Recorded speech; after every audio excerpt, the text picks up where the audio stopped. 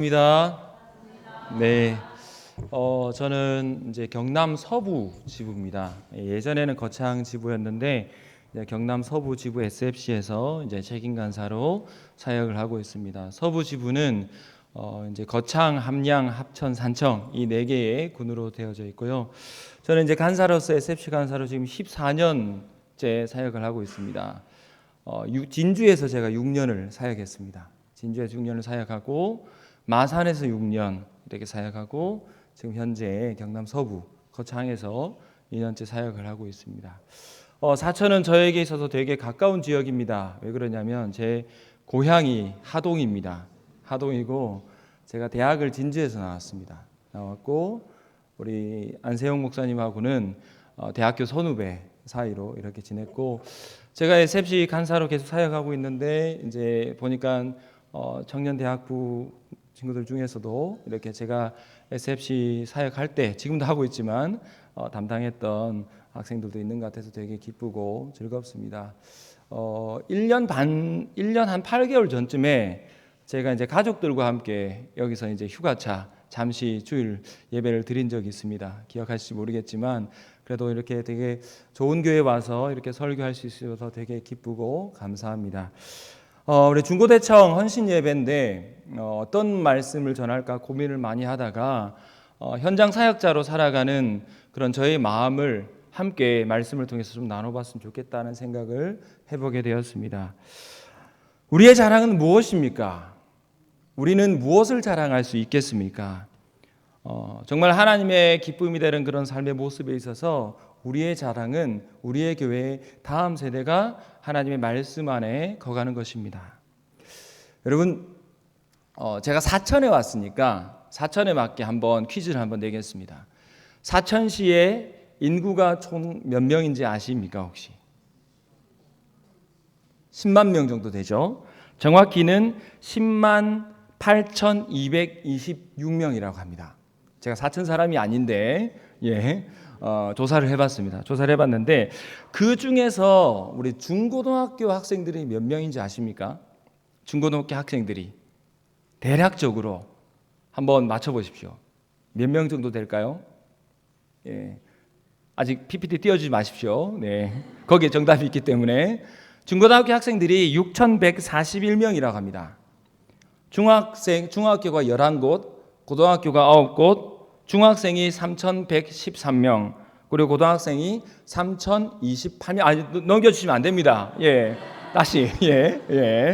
그렇다고 합니다. 그래서 제가 신호 드리면 딱 해주십시오. 그래서 총 6,141명입니다. 10만 명 중에서 사실은 0.6% 정도, 0.6%가 아니고 6%죠. 6% 정도 된다고 합니다. 그러면 초등학생은 몇 명 정도 되겠습니까? 초등학생 한번 생각해 보시길 바랍니다. 초등학교가 총 18곳 정도 있다고 제가 이제 교육지원청 홈페이지에서 봤는데 그러면 힌트를 드리겠습니다. 초등학생이 더 많을까요? 아니면 중고등학생들이 초등학생들보다 더 많을까요? 중고등학생들이 더 많습니다. 더 많아요. 6년 동일한데 초등학생은 4,796명이라고 합니다. 슬라이드 한번 보여주실까요? 중고등학교 수가 20개고 6,141명이라면 그 다음 슬라이드입니다. 초등학생은 18곳이고 4,796명이라고 합니다. 그러면 초중고 총 더해도 10,000명 정도밖에 되지 않습니다.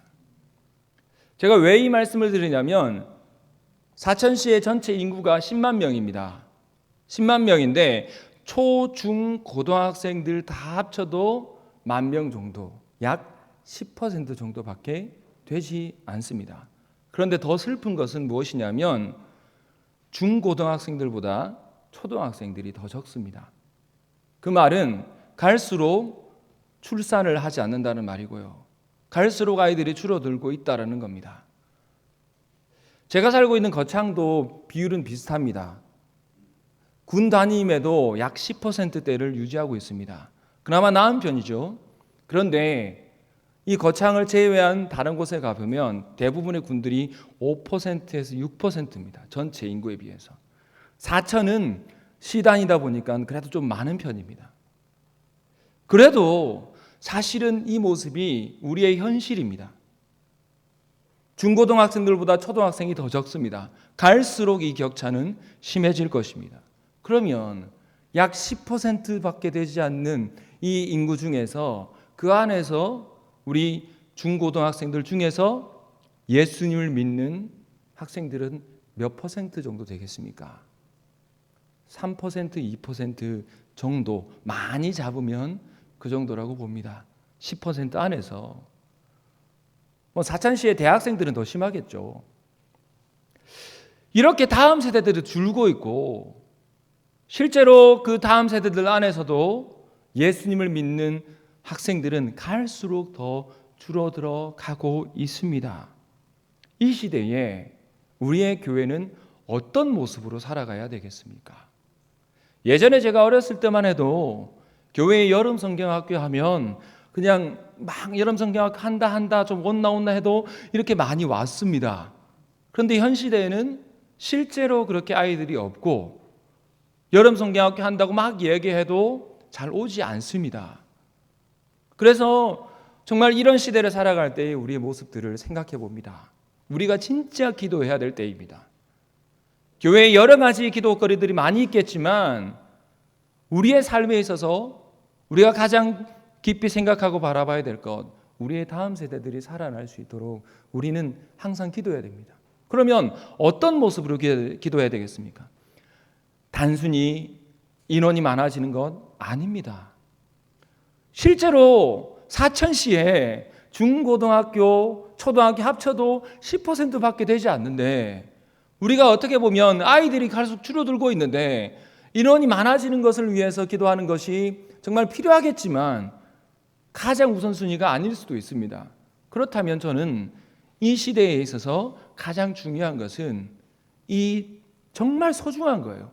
역으로 생각해 보면 지금 이 자리에 있는 아이들이 너무 소중한 아이들이라는 겁니다. 그 10% 중에 지금 이 자리에 있는 친구들을 위해서 우리는 기도해야 되는 겁니다. 제가 헌신 예배 하러 갈 때 여러 지역에서 좀 부르면 그 지역에 이런 것들을 다 조사해 봅니다. 교육지원청에 가면 이 자료들이 있습니다. 계속해서 인원은 줄고 사람은 없고 여기서 우리가 실망하고 어떻게 보면은 우리의 모든 것들을 체념할 것이 아니라 그만큼 소중한 아이들이구나. 이렇게 작은데 여기에 있는 이 아이들 오후에 얼마나 놀 것이 많습니까? 여기 혹시 중3 있습니까? 중3 있고 혹시 고3 있어요? 고3 없고 너무 대단한 아이들입니다. 그래도 이 자리에 주일 오후에 모일 수 있다는 것 자체가 너무 귀한 거예요. 그리고 중고대청이 함께 예배드리는 게 너무 귀한 겁니다. 그래서 저는 도전해 봅니다. 이 아이들 정말 하나님의 허락하신 그 믿음 안에 성장할 수 있도록 우리가 기도하고 나가야 되는 겁니다. 오늘의 말씀해 보시면 이 데살로니가 교회를 통해서 우리가 어떻게 이 다음 세대를 놓고 기도해야 되는지를 잘 한번 생각해 볼 수 있습니다. 항구도시이자 상업도시였던 데살로니가는 마게도니아 지역에서 가장 크고 중요한 도시였습니다.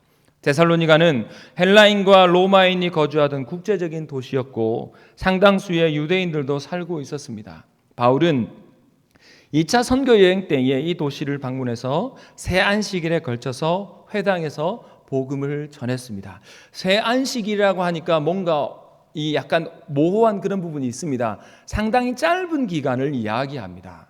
길면 21일, 3주니까 21일, 짧으면 14일입니다. 상당히 짧은 기간 동안 머물면서 복음을 전할 수밖에 없었습니다. 왜냐하면 그만큼 박해가 많았기 때문이죠.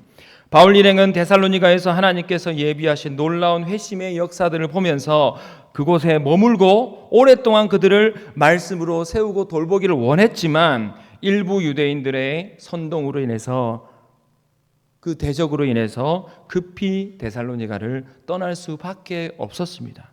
바울은 고린도에서 데살로니가 교회에 편지를 썼습니다. 사실 바울이 데살로니가 교회에 머물렀던 기간은 상당히 짧은 기간입니다. 그 짧은 기간 동안 이 서신을 기록했다. 데살로니가 전서와 데살로니가 후서를 기록했다. 그만큼 마음이 가는 그런 지역이었던 것입니다. 이 서신을 기록할 당시에 바울의 마음을 생각해 보면 데살로니가전서 2장 7절의 말씀에처럼 젖먹이를 떼어놓은 유모의 심정이었을 것입니다. 그래서 그는 다시 그들을 찾아갈 길을 여러모로 모색해 봤지만 여의치 않았습니다. 그러던 차에 데살로니가에서 돌아온 디모데를 통해서 그들의 근황을 듣게 됩니다. 그들의 근황을 듣고 큰 위로를 얻게 됩니다. 바울은 비록 짧은 기간 동안 머물면서 그곳에서 복음을 전했지만 그럼에도 교회가 든든히 세워져 가고 사랑의 공동체로 살아가고 있다라는 그 사실을 듣게 되었던 것입니다. 물론 완벽하진 않지만 교회가 믿음으로 자라가고 있다라는 그 소식을 듣게 되었던 것입니다. 데살로니가 후서는 데살로니가 전서와 함께 종말에 대한 가르침을 많이 담고 있습니다.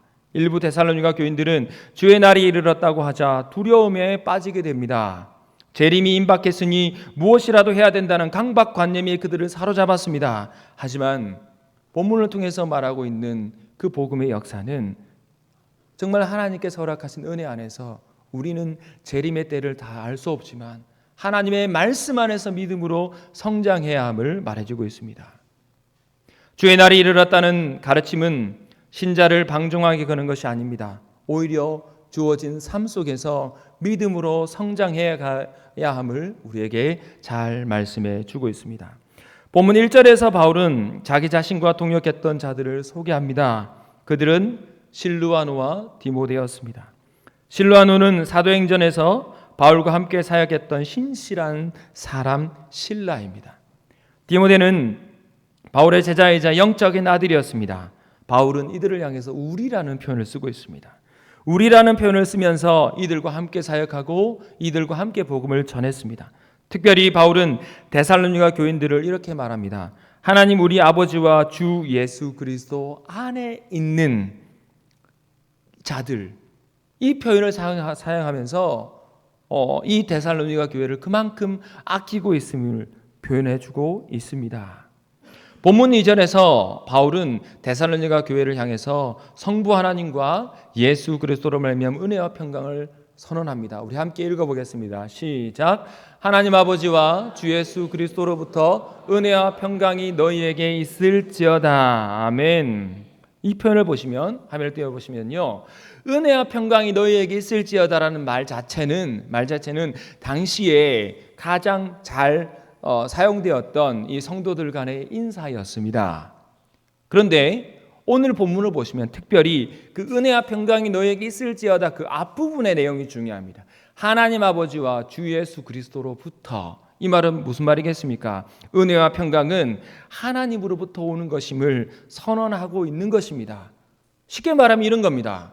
그리스도인들이 믿음으로 성장하고 하나님의 말씀으로 나아가기 위해서 가장 중요한 것은 하나님 아버지와 주 예수 그리스도로부터 오는 은혜와 평강을 받아야 된다는 사실을 편지의 처음부터 강조하고 있는 것입니다.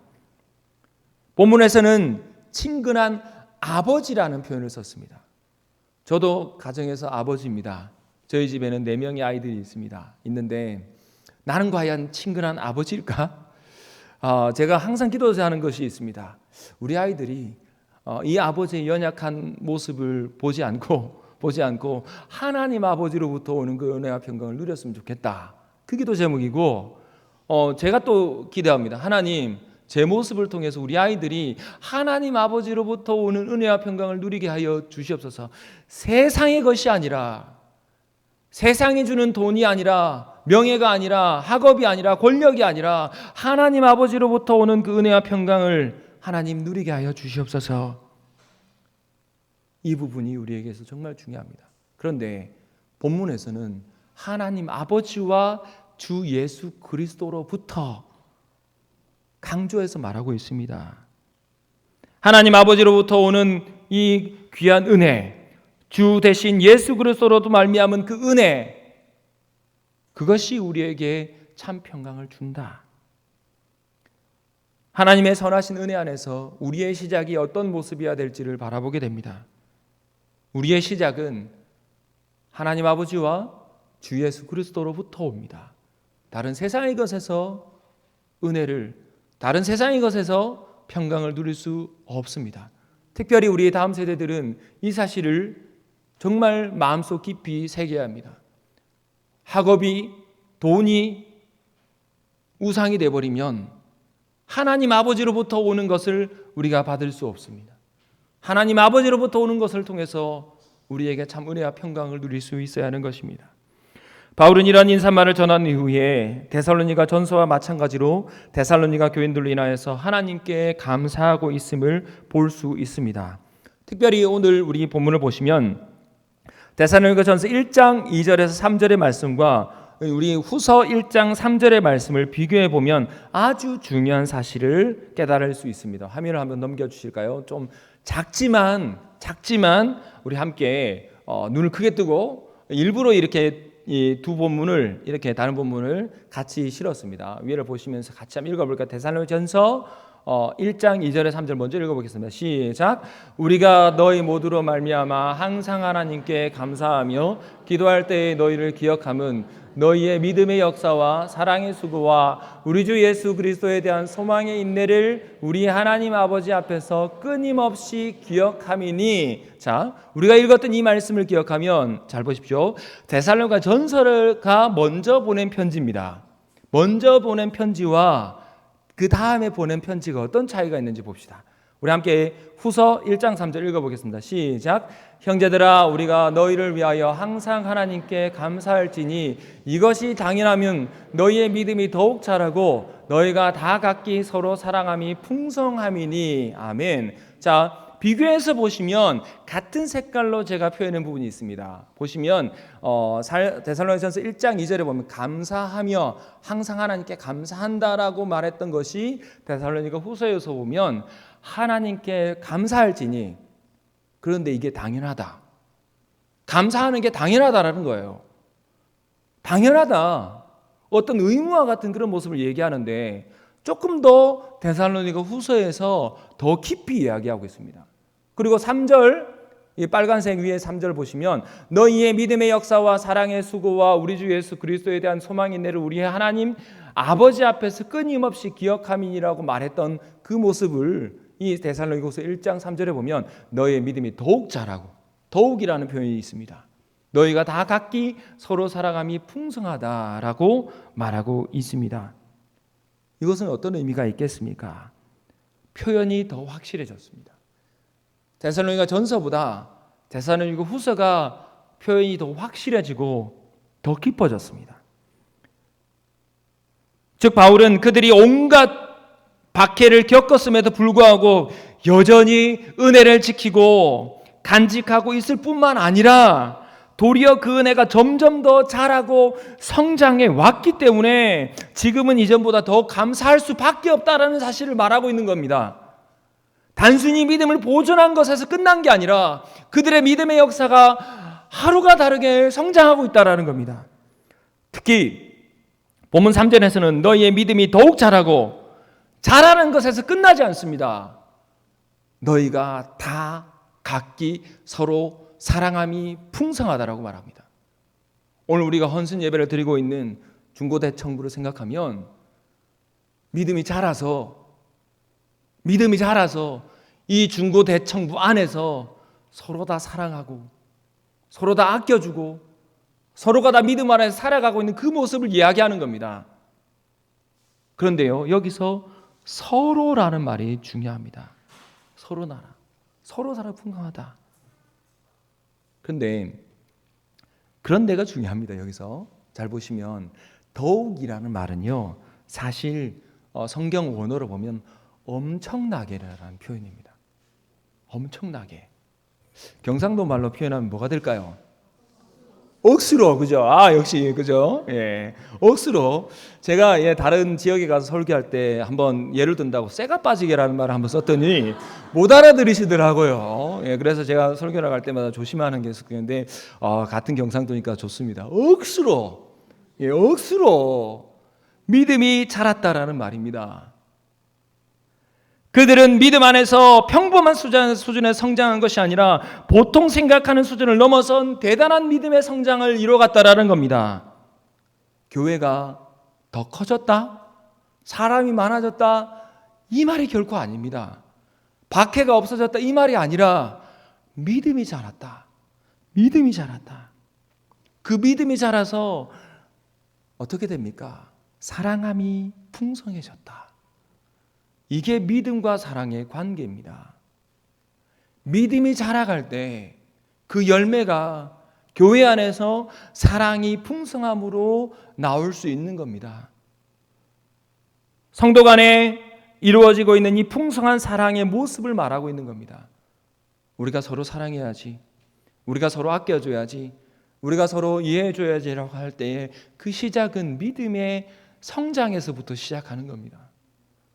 만약에 이 믿음의 성장이 없다면 사실은 세상의 공동체와 다를 것이 없을 겁니다. 믿음이 자랄 때 서로 사랑할 수 있고 하나님 품에 나아갈 수 있는 것입니다. 서로라는 말이 중요합니다. 서로라는 말. 일방적인 게 아니라 서로 사랑할 수 있는 그 공동체로 지켜갔다는 겁니다. 참된 믿음은 사랑으로 역사하는 믿음입니다. 참된 믿음이 생기는 순간에 사랑도 생길 수 있는 것입니다. 즉 예수 그리스도를 참되게 믿는 교회는 서로 사랑함이 풍성할 수밖에 없음을 말하고 있는 겁니다. 이 서신을 적고 있는 바울의 마음은 상당히 즐거웠을 것 같습니다.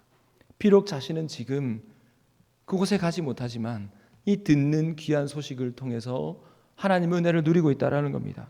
바울과 그의 동역자들은 데살로니가 교인들의 그런 모습으로 인해서 하나님께 감사하지 않을 수 없었다고 말합니다. 그들은 마치 자신들의 일인 것처럼 감사하고 있습니다. 그렇습니다. 참된 복음 사역자들은 자신들의 사역을 통해 회심한 자들이 믿음으로 성장할 때에 기쁠 수밖에 없고 감사할 수밖에 없는 것입니다. 바울이 이렇게 기쁜데 우리 하나님은 얼마나 기쁘시겠습니까? 사역의 열매란 거기에 있는 것입니다. 본문 4절의 말씀, 그 다음 슬라이드 넘겨주실까요? 함께 읽어보겠습니다. 시작. 그러므로 너희가 견디고 있는 모든 박해와 환난 중에서 너희 인내와 믿음으로 말미암아 하나님의 여러 교회에서 우리가 친히 자랑하노라. 아멘. 오늘 설교 제목이 왜 자랑이 들어갔는지 아시겠죠? 바울은 앞절에서는 데살로니가 교인들을 인해서 하나님께 감사한다고 말했는데 2절에서는 본인 스스로 데살로니가 교회를 자랑하고 다닌다라고 말하고 있습니다. 이것은 바울 혼자뿐만 아니라 바울과 함께 다녔던 실바누와 디모데 또한 마찬가지였습니다. 우리가 친히 자랑한다. 어떤 것을 자랑하고 기뻐한다는 것은 내용이나 대상에 따라 선한 것일 수도 있고 악한 것일 수도 있습니다. 우리의 지혜와 재물을 자랑하는 것, 사람을 자랑하는 것, 우리 자신의 행위나 공로를 자랑하는 것, 육체를 따라 자랑하는 것, 우리가 부끄러워해야 할 것들을 자랑하는 것은 모두 악한 자랑입니다.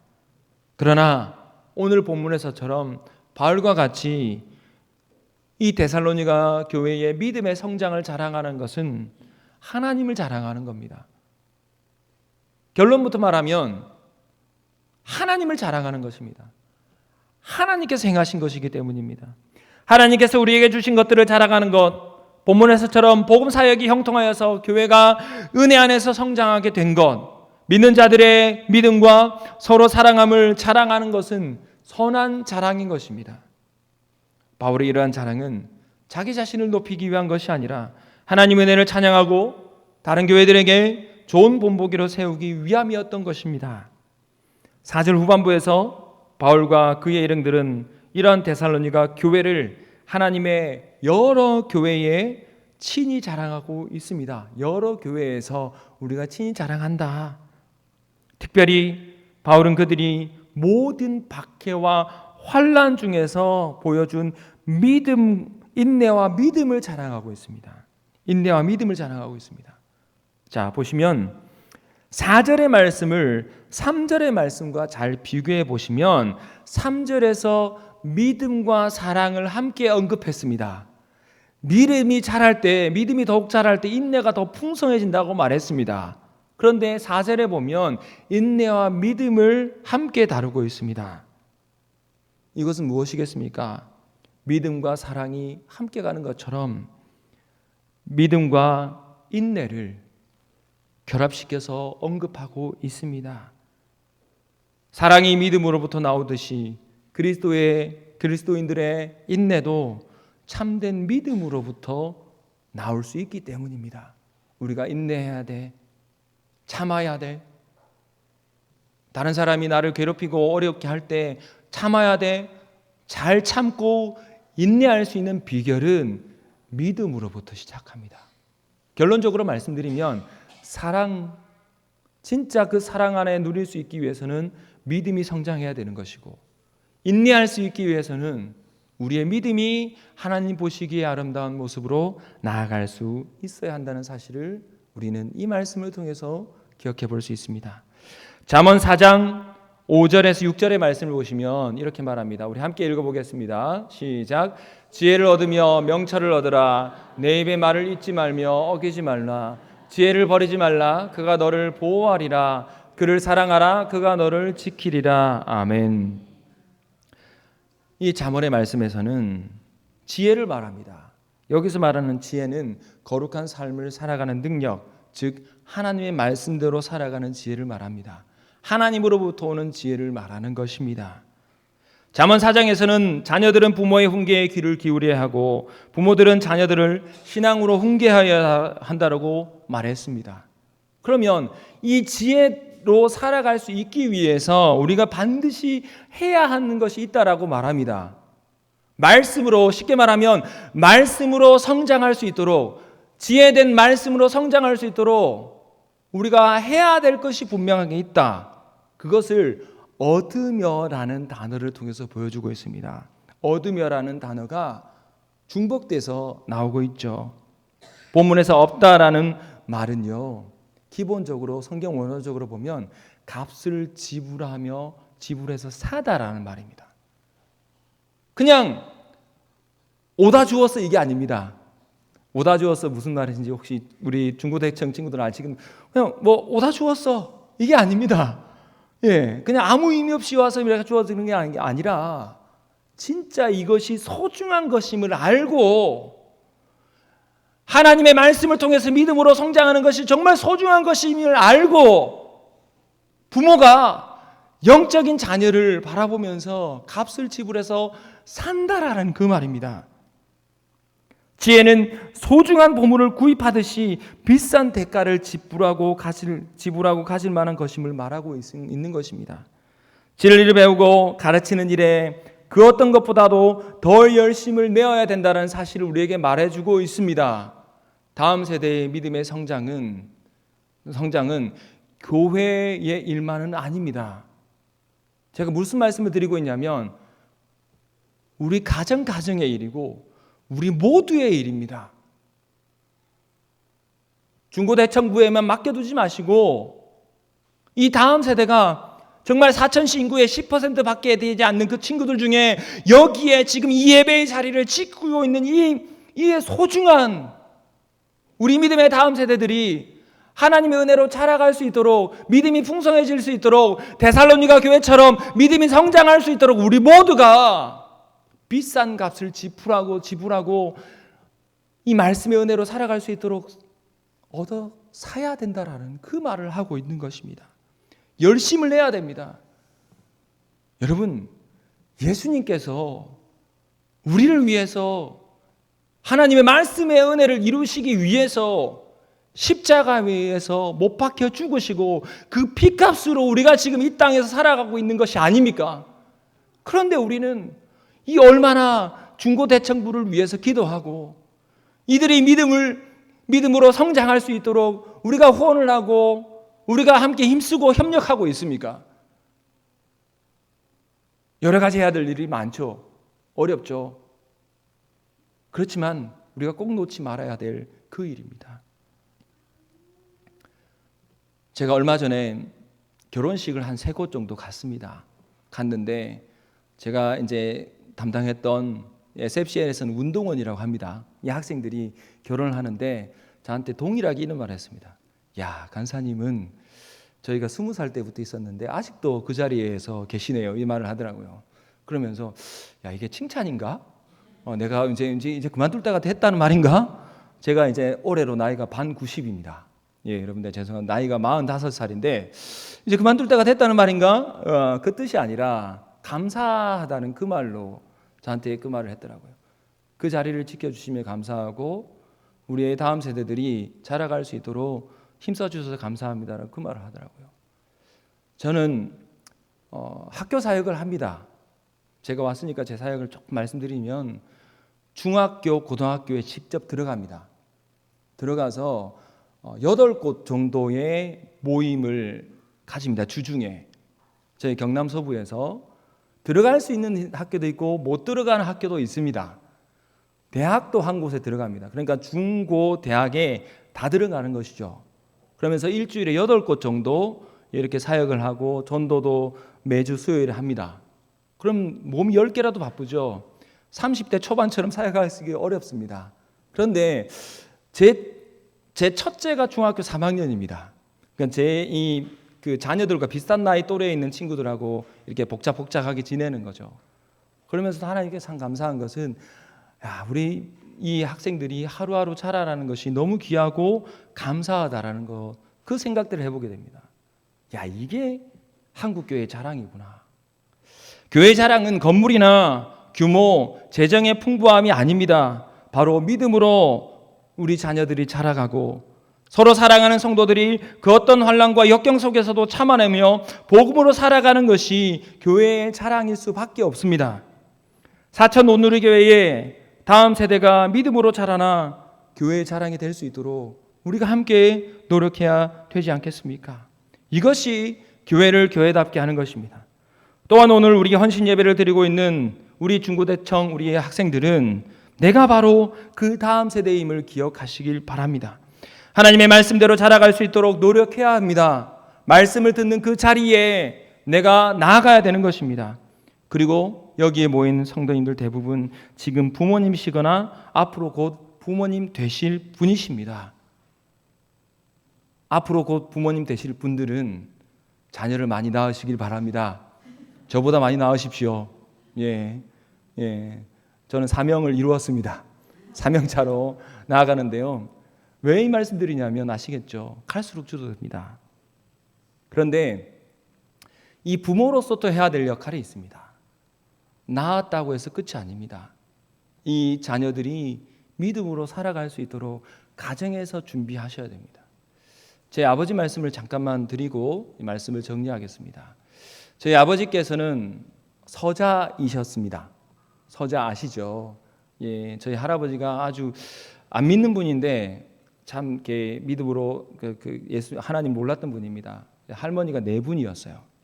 할머니가 4분이었는데 저희 아버지가 두 번째 할머니의 아들이었습니다. 그런데 저희 아버지가 그러다 보니까 국민학교밖에 못 나오시고 공부를 되게 하고 싶었는데 못 하셨어요. 그런데 친구가 이 예수님이 어떤 분인지를 전해두고 나서부터 너무 교회가 가고 싶은 거예요. 근데 저희 할아버지께서 농사 일이 너무 많으니까 농사지어서 너무 많으니까 절대 다른 곳을 못 가게 했습니다. 학교도 안 중학교도 안 보내셨으니까요. 너희들은 일해야 돼. 이제 중학교 올라갈 그 나이에 있는 그 아버지에게 그렇게 얘기했습니다. 근데 친구가 전해준 이 예수님을 딱 생각해 보니까 너무 일요일에 주일에 교회를 가고 싶으신 거예요. 근데 그 당시에 시계도 없고 아무것도 없다 보니까 시간을 알 길이 없는 거예요. 그래서 어떻게 시간을 갈까 생각했는데 여러분 예전에는 교회에서 종을 쳤죠. 저 교회 종을 쳤습니다. 예배 시간 30분 전에 종을 치고 또 15분 전에 종을 쳤습니다. 예배 시간이 다가온다. 그러면 저희 아버지께서 단단한 결심을 지었습니다.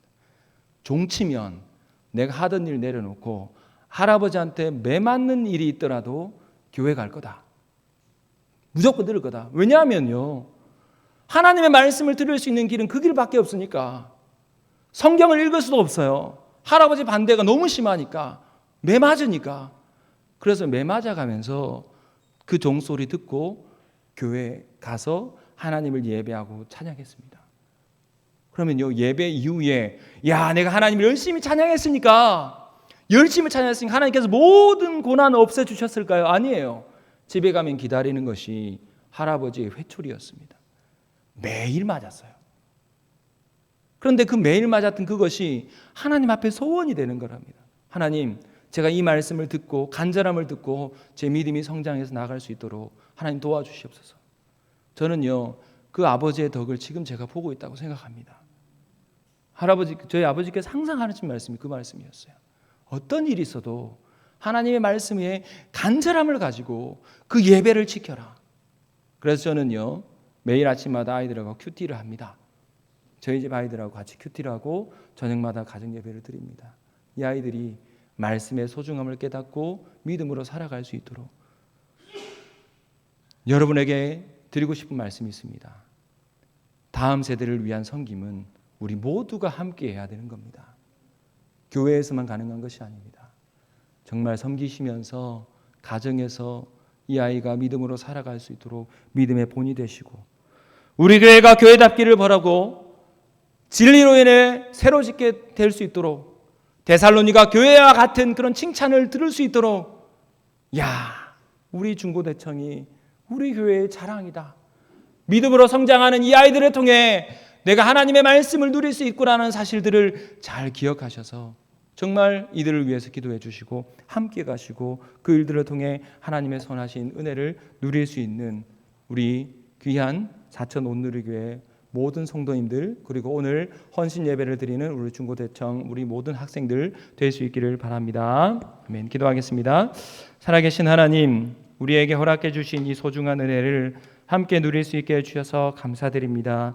무엇이 중요한지 말씀을 통해 살핍니다. 하나님, 우리를 붙들어 주셔서 하나님 은혜를 함께 알게 하여 주시고, 하나님 무엇보다도 귀한 이 말씀을 통해 우리의 다음 세대들이 믿음으로 자라고 은혜로 성장할 수 있도록 우리를 지키시고 보호하여 주시옵소서. 내 생각과 내 뜻이 아니라 오직 나와 함께 하시는 하나님을 바라보며 믿음으로 성장해 갈 수 있는 우리의 다음 세대들 될 수 있도록 지키시고 보호하여 주시옵소서. 사천 온누리 교회 위에 하나님의 선하신 은혜가 가득하게 하여 주시고, 정말 중고대청 이 귀한 다음 세대들이 믿음으로 자라가 하나님 은혜를 선언할 수 있는, 믿음으로 사랑으로 나아갈 수 있는, 인내로 나아갈 수 있는 우리 귀한 학생들 될 수 있도록 지키시고 보호하여 주시옵소서. 언제나 저희 함께 하심에 감사드리며 이 모든 것 예수님 이름으로 기도드립니다. 아멘.